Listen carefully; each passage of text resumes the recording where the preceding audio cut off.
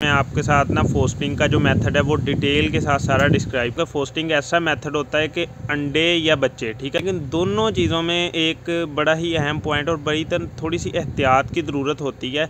अगर वो हम थोड़ी सी निगलेक्ट करेंगे तो हमारा नुकसान हो सकता है। इसके लिए ज़रूरी है कि जो आपका जिस पेयर के नीचे आप चिक रख रहे हैं ना, वो आपका पेयर यार वो पता है क्या होता है, जब हम लोग चिक्स रखते हैं ना, पेरेंट ने फीड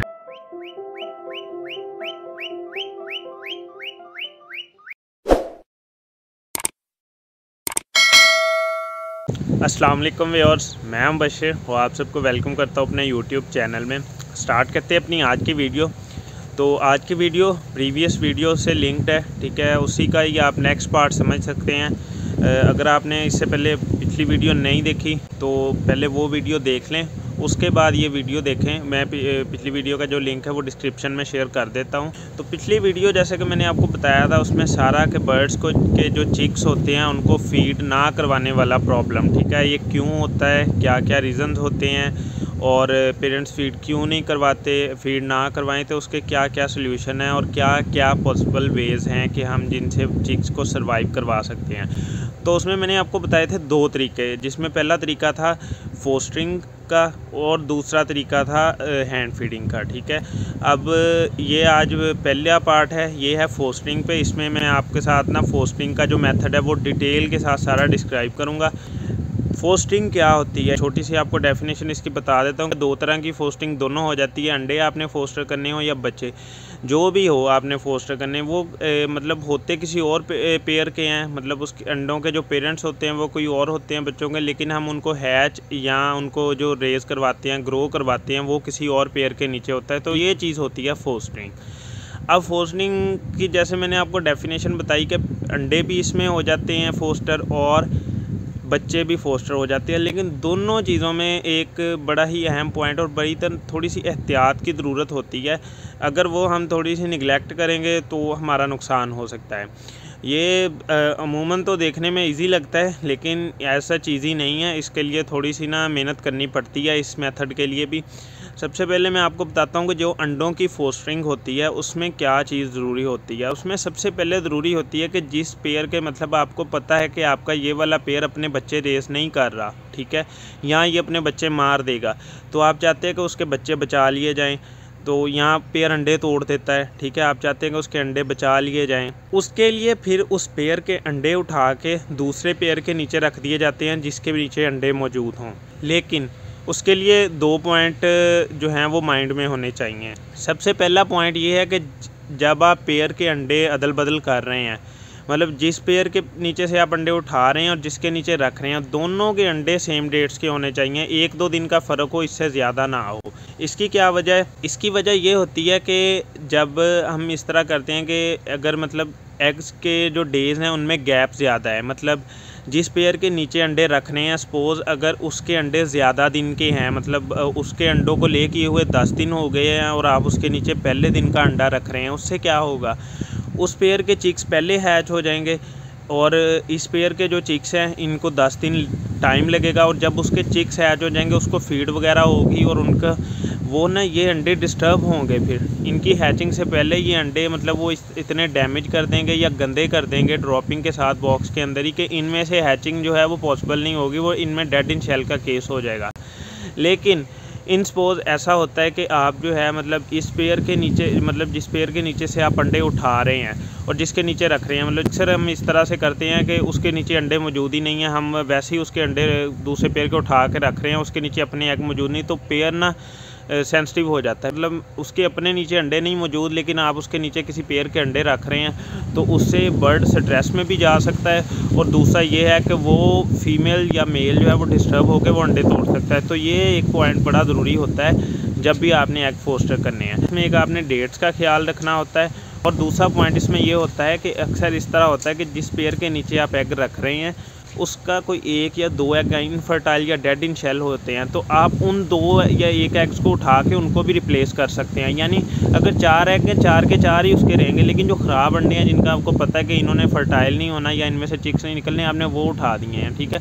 तो उससे ना बॉक्स में एक जो एग्स का रस्ट वाला सीन है वो चीज़ नहीं होती।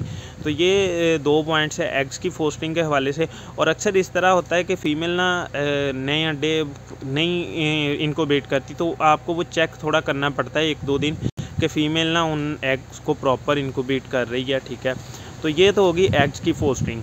अब इसके बाद आ जाता है पार्ट चिक्स की फोस्टिंग का, ठीक है। ये भी सेंसिटिव केस होता है। इसमें भी चिक्स की फोस्टिंग इस तरह से कि मतलब चिक किसी और पेयर के नीचे हैच हुआ है, लेकिन आप उसको जो पलवा रहे हैं, उसको रेस कर रहे हैं, उसको ग्रो कर रहे हैं, वो किसी और पेयर के नीचे है। इसके लिए ज़रूरी है कि जो आपका जिस पेयर के नीचे आप चिक रख रहे हैं ना, वो आपका पेयर एक्सपर्ट हो, ठीक है। फीडिंग करवाने में एकदम कमाल हो, मतलब उसके नीचे आप 5 चिक रख दें, 6, वो उनको फीड करवा दे। सबसे पहला पॉइंट ये होता है कि वो अपने बच्चे बहुत अच्छी तरह रेस कर रहा हो, उसके साथ फिर आप उसके नीचे इस तरह का चांस ले सकते हैं। अब इसमें जो अहम पॉइंट्स आते हैं चिक्स की फोस्टिंग में, वो मैं आपके साथ शेयर करता हूँ। इसमें भी आपको इस बात का ख्याल रखना पड़ता है कि जब आप चिक्स को एक पेयर के नीचे उठा कर दूसरे पेयर के नीचे रखें, तो चिक्स की एज सेम होनी चाहिए। मतलब उस पेयर की चिक्स की भी ना हैचिंग हुए 1 या 2 दिन ही हुए होने चाहिए, ज़्यादा दिन ना हुए हों तो अच्छी बात है। वो मैं आगे शेयर करता हूँ, उसकी क्या रीज़न है, मैं अपना एक्सपीरियंस आपके साथ शेयर करता हूँ। और दूसरा पॉइंट ये कि जब भी आपने चिक की फोस्टिंग करनी है, वो डे टाइम में करनी है, ठीक है। कभी भी आपने रात के टाइम बच्चा उठा के दूसरे पेयर के नीचे नहीं रखना। उसकी रीज़न क्या होती है कि जो माँ बाप है ना, वो उनकी जो जंगली पेयर्स हैं, उनकी आदत होती है जंगलों की, मतलब उन्होंने बच्चे को दिन के टाइम फीड करवा देनी है और रात तक वो इतनी फीड करवा देते हैं कि बच्चा रात सारी इजीली निकाल ले, ठीक है। उन्होंने रात के टाइम फीड नहीं करवानी होती। आप अक्सर एक्सपेरिमेंट करके भी ये देख लें।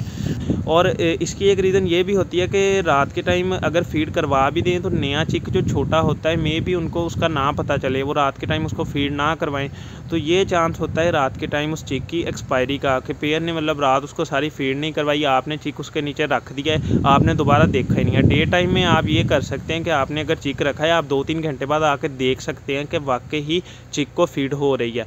और आपने उस वक्त करना है चिक जब आपने बर्ड को सॉफ्ट फूड देना है। याद रखें, ठीक है, दोबारा बता रहा हूँ कि चिक आपने सिर्फ फोस्टर उस वक्त करना है जब आपने बर्ड को सॉफ्ट फूड देना है। इसकी क्या रीज़न है? सॉफ्ट फूड में होता है एग और ब्रेड। एग और ब्रेड ऐसी चीज़ें हैं जिनसे ना क्रॉप मिल्क बनता है, और जितना ज़्यादा क्रॉप मिल्क होता है, वो बर्ड उतना अच्छी तरह चिक्स को फीड करवाता है, ठीक है। अब फूड आप जिस वक्त देंगे, आप उसके नीचे 1 चिक रख दें, 2 चिक रख दें, अगर पेयर अच्छा है, वो इंशाल्लाह वो फीड करवा देगा उसको। कोई मतलब आपको प्रॉब्लम या डिस्टर्बेंस नहीं होगा इस चीज़ से। मैं आपके साथ अपना एक्सपीरियंस शेयर करता हूँ। ये 3-4 दिन पहले का ही है। मेरे एक पेयर था, उसके माशाल्लाह ना 4 के 4 अंडे फर्टाइल थे, लेकिन 2 डेड इन शेल हो गए। अब हुआ इस तरह से कि मैं उसके बॉक्स को वो चेक करता रहता था, मुझे उम्मीद थी कि 2 एग फर्टाइल हैं, उनकी हैचिंग हो जानी है। मैंने बॉक्स ओपन किया तो माशाल्लाह ना सुबह के वक्त चिक हैच हुआ था, तो उसको मैंने सॉफ्ट फूड दिया और छोड़ दिया। ऐसे ही पेयर को मैंने डिस्टर्ब नहीं किया। वाइल्ड पेयर था, फीमेल ना बॉक्स से बाहर नहीं आती थी, मेल भी वो अंदर ही ना काफ़ी ज़्यादा डर जाते थे। तो हुआ इस तरह से कि सारा दिन वो चिक पड़ा रहा, मैंने नहीं चेक किया उसको, लेकिन जब रात के टाइम मैंने चेक किया, चिक की ना हालत काफ़ी कमज़ोर हो चुकी थी और वो पेरेंट्स ने उसको फीड नहीं करवाई हुई थी। अब दिन सारा गुजर चुका था और चिक की एक हालत इस तरह से थी, तो उस वक्त मैं ना रिस्क नहीं ले सकता था। तो मैंने अपने एक ऐसे पेयर के नीचे उठा के रख दिया चिक। रात के टाइम की सिचुएशन बता रहा हूँ। ऐसे पेयर के नीचे चिक उठा के रख दिया जिसके नीचे पहले ही 4 चिक मौजूद थे। चारों की हैचिंग ना 1 दिन पहले कंप्लीट हुई थी। एज तकरीबन सेम थी, लेकिन मैंने मिस्टेक ये कर दी कि मैंने ना उसको रात के टाइम रखा।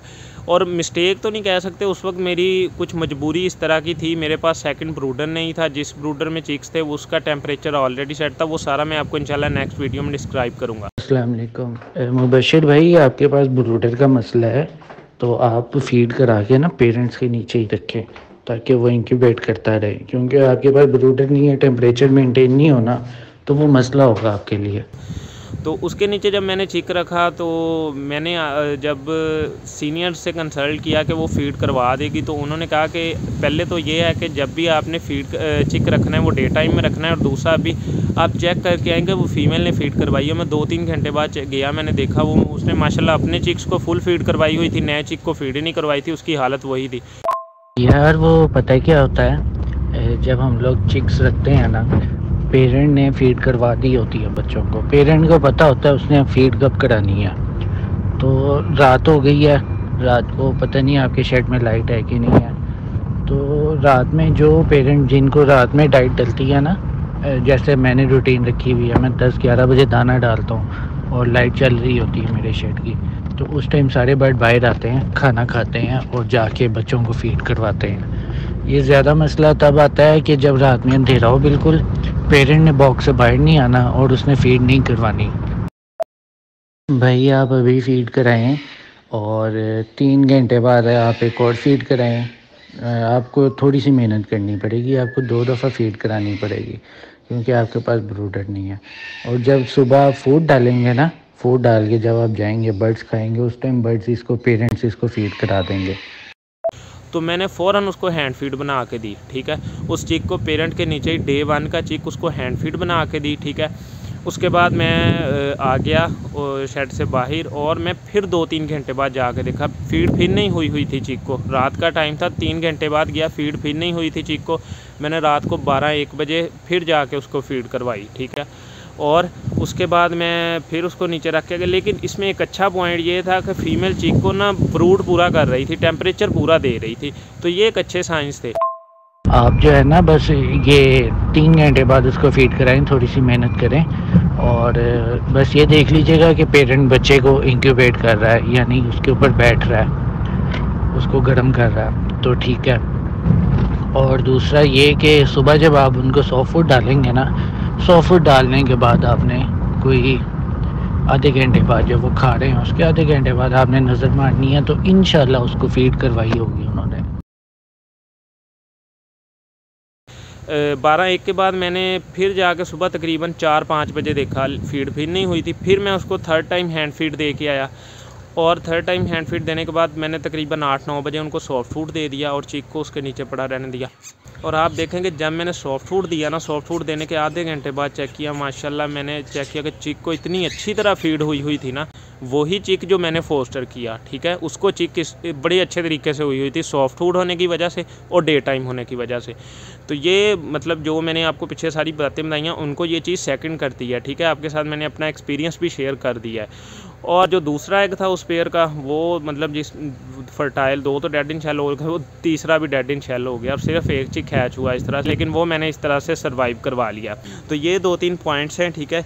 एक तो ये कि आपने जब भी फोस्टिंग करनी है चिक्स की तो उसके डे सेम हो, और उसके अलावा जो दूसरा पॉइंट है कि फोस्टिंग आपने दिन के वक्त करनी है और फोस्टिंग करके 2-3 घंटे बाद आपने रेगुलर चेक करते रहना है कि पेयर चिक को फीड करवा रहा है, क्योंकि पेयर जो हैं वो फीड नहीं करवाते अक्सर, वो उनको पता चल जाता है कि ये चिक दूसरे पेयर का है, ठीक है। उनको कुछ पेयर ऐसे सेंसिटिव होते हैं, वो इस बात को देख लेते हैं। उसके बाद तीसरा पॉइंट कि जब भी आपने फोस्टिंग करनी है आपने सॉफ्ट फूड डालने के बाद फोस्टिंग करनी है। अब ये है जी आज की कंप्लीट वीडियो फोस्टिंग के ऊपर चिक्स की।